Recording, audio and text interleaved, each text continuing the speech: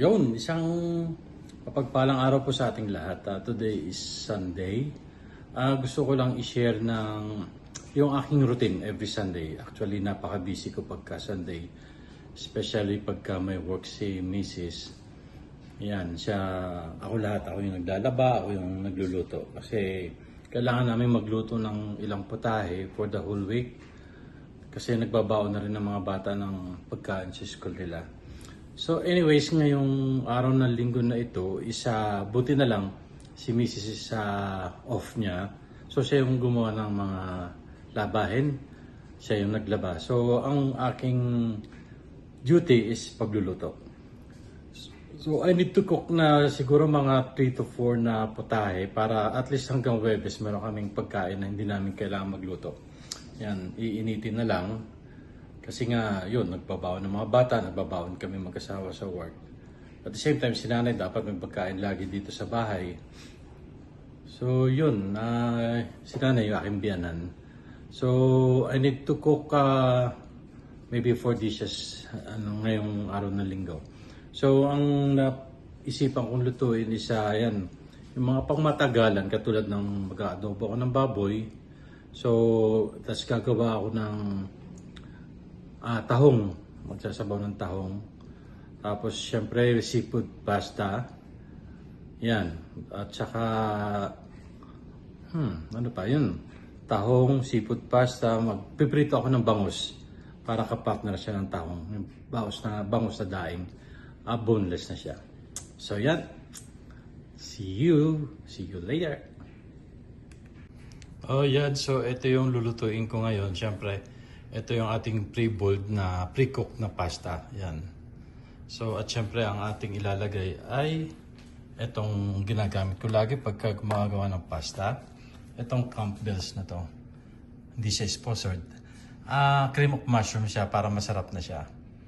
Templado na. At syempre, hahaluan natin itong mushroom na dilata. Yan kasi ang available namin ngayon. So, dilata muna tayo ngayon. At the same time, yan, meron tayong hipon. Yan, para sa ating pasta at tahong. Ito kasing tahong na to, nabili namin sa Costco. So marami na siya. So yung kalahati is igigisa ko siya. At yung kalahati naman is syempre, ilalagay ko sa pasta. So sa ginisang tahong, ang ihahalo ko is itong mushroom na ganito. Yan. Masarap din naman siya para may gulay siya.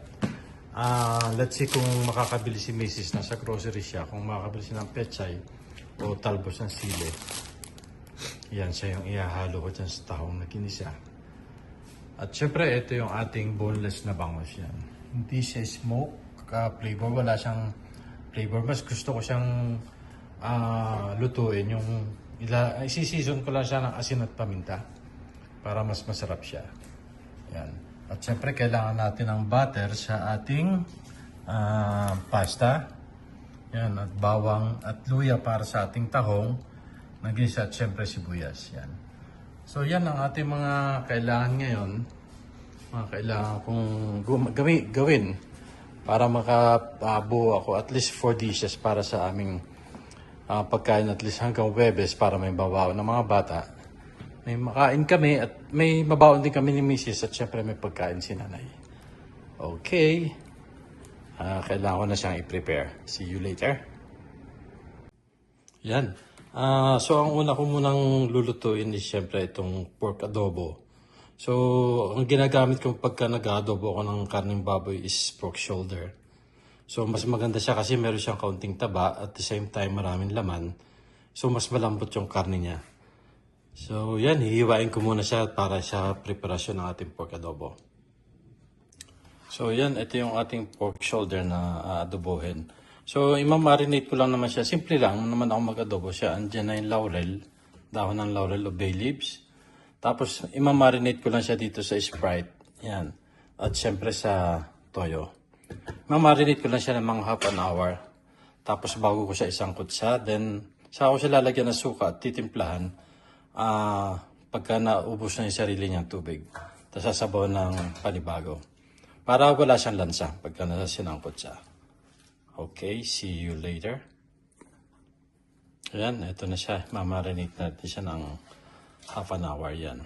Andiyan na rin, nilagyan ko na rin siya ng black pepper.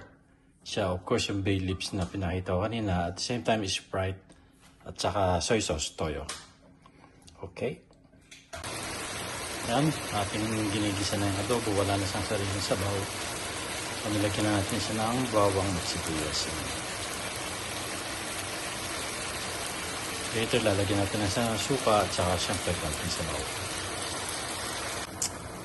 One down ang pork adobo ala Jerry. There you go. So, yan yung ating bangus na boneless, daing na bangus. So, lalagyan lang natin siya ng konting asin lang yan. Season lang natin ng asin. Kasi wala naman siyang flavor. Hindi siya yung smoke. So, tsaka of course, black pepper lang. Tapos piprito na natin. Simple lang, mas masarap yan. Ganyan kasimple. Yeah. Yan, ito na yung ating pritong bangus. Yan siya. So, pagdating na siya.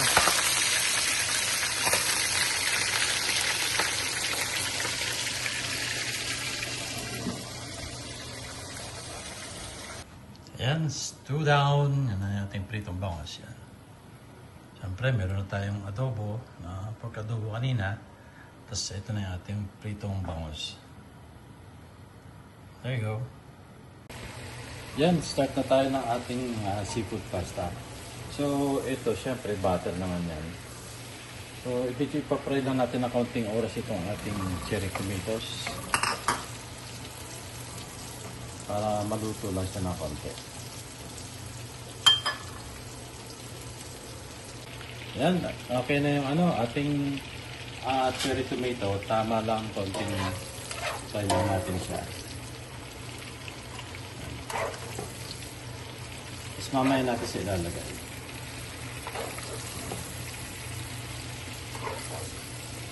Siyempre, susunod natin is yung hito naman natin. Pero hindi kailangan dapat siya na overcook. Kaya saglit lang din dapat.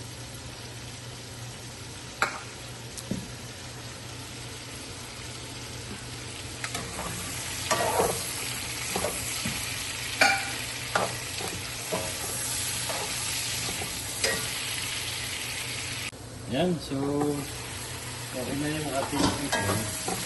So tatanggalin naman natin ito para hindi siya ma-overcook.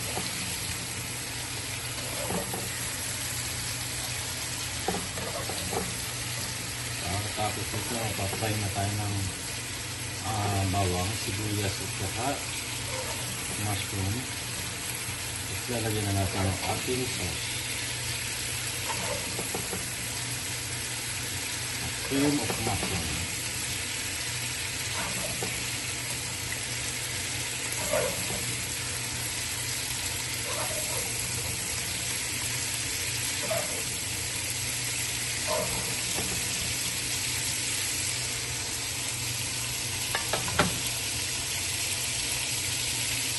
Yan ang bawang. Sibuyas.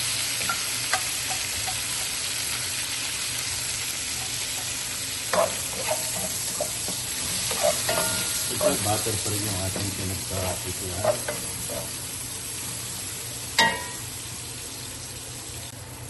Ayan, so lagyan natin yung ating canned mushroom.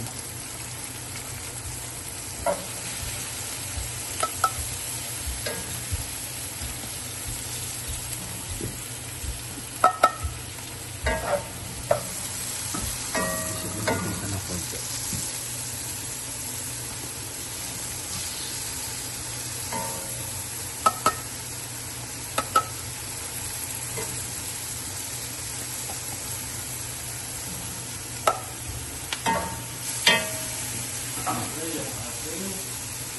Taon, pero hindi ito lahat. Konti lang.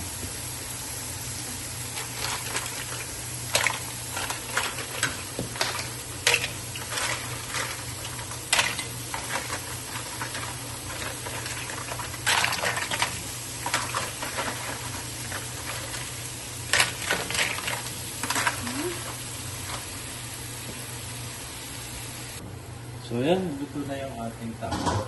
So siyempre, lalagyan natin siya ng black pepper para Mas masarap. Hindi tayo pwede mag-ano ng maanghang. Masarap sana dyan yung chili oil. Kaya lang siyempre si mother-in-law doesn't like spicy foods. Tapos lagyan na natin yung ating sauce na cream of mushroom.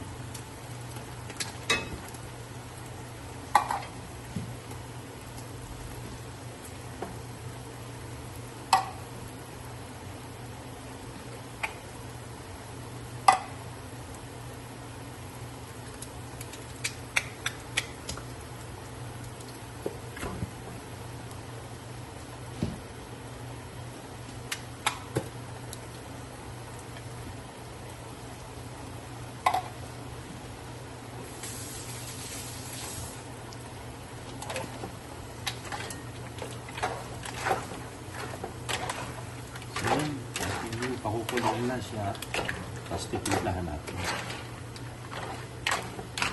Ito na yung ating sauce ng pag kumukulo na siya, lalagyan na natin yung ating cherry tomatoes at saka shrimp. Yan, so okay na yung ating sauce. Yummy na. So pwede natin ilagay yung ating cherry tomatoes na pinagkanina. Tsaka itong ating shrimp.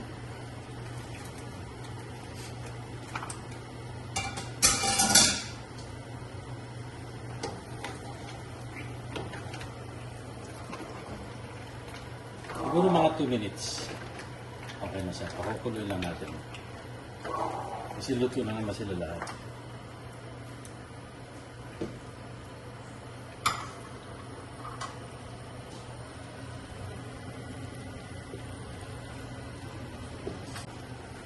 Yan, tapos na yung ating sauce ng ating seafood pasta. Siyempre, lalagyan natin ng parmesan cheese.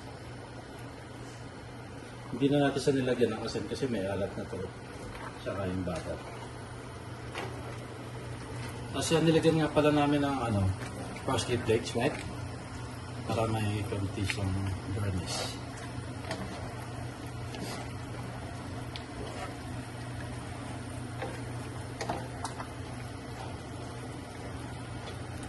Okay.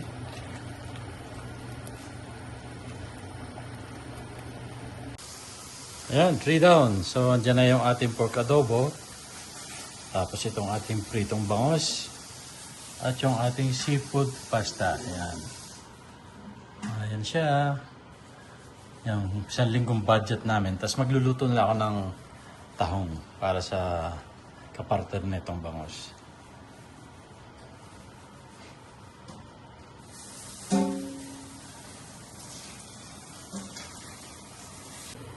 So yan, ang ating last menu, last dish for this weekend yan. Siyempre tahong, para may sabaw tayo. Yan, so siyempre, tigisa tayo ng bawang. Sama na natin pati sibuyas. Sabay-sabay na sila.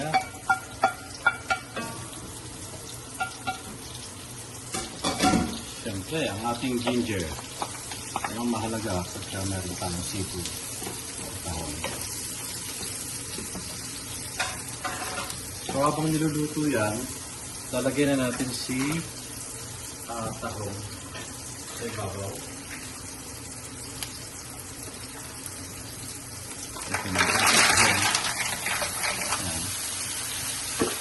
Tapos, tatakpan natin. Mga 3 minutes siyang gano'n. Para tamang-tamang, kita ko sa shadow. Para tamang-tamang maluluto na rin yung sibuyas, bawang at ginger natin. Yan, ito na yung ating tahong. Luto na siya. So, syempre, kailangan natin siyang lagyan ng patis. So, lagyan natin siya ng patis para magkalasa. So, siyempre, lalagyan natin na itong painit na rin ako ng tubig para magkaroon siya ng sabaw. Ayan.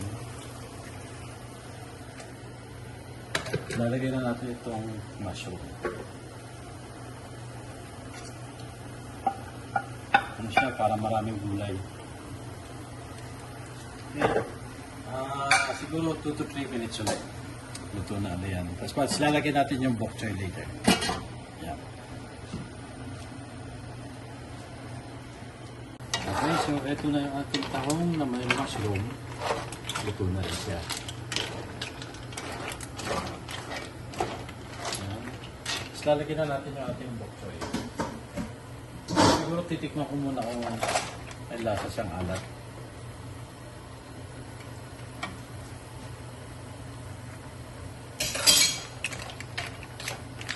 Ayos, kompleto na. Lagyan na natin yung ating bok choy. O diba, sagana sa gulay. Ano ang mas maganda? Sagana sa gulay. So 2 minutes lang yan, luto na yan. Kailangan natin takpan ulit. Okay, so yan na yung ating mussels. Ginisang tahong na maraming gulay. Ayan na siya. May bok choy, meron siyang mushroom. Of course, may ginger. Ayan na siya. Thank you, thank you. Thank you. Ayan, meron na kaming budget for 1 week. Yung tahong adobo at pasta. Pasta. Ulam namin ito ngayon. Yan. So, yan. Salamat. Thank you for watching. Yan. Don't forget to subscribe, likes, and comment for all our video. I love you all. Mwah. Mwah. So anyways, yan, budget na namin to for a week. Ito ang aking mandato every Sunday afternoon. Yan, kaya busy talaga.